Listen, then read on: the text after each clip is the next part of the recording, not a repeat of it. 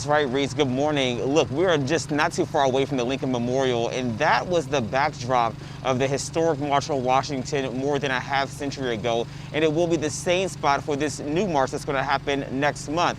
Now, we know that this movement that we're seeing in recent days has been fueled by young people. And the guy I'm going to introduce you all in this story is in the millennial generation, so my generation here, but he says that it is our responsibility to make sure that young people are honoring the past as we then clear the way and support them in being leaders in the future. My name is Rayvon Willis. I am 33 years old.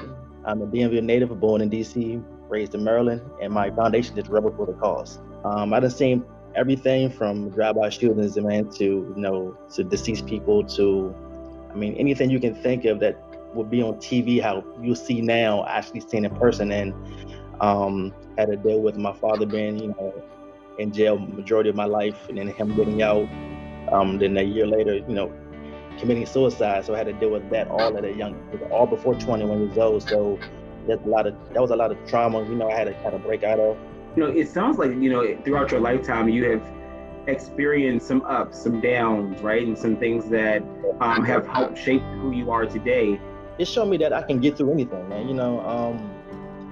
Being beat down like that, just a lot of trauma and just mentally beat down, and just growing up and seeing things and growing up in these poverty and, these poor areas, it made me tougher, It showed me that I can become what I want to become. So I know you started this organization out of Rayvon McNeil's death.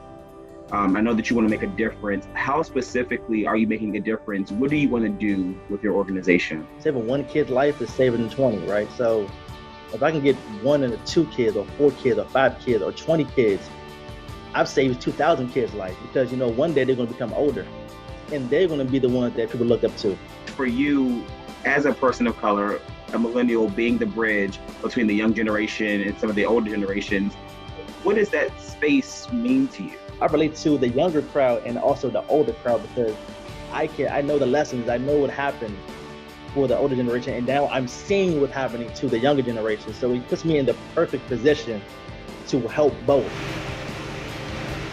Such an important interview, and there was so much more to that story, but I gotta tell you, Rayvon said that there are 2 important things that he finds that he hopes people are talking about leading up to the March on Washington. I have that part of the story on WUSA9.com right now. And look, I want to hear from you as we continue to profile these people leading up to the march next month. If you know a young person who is doing the work to push their community forward, shoot me an email or hit me up on social media.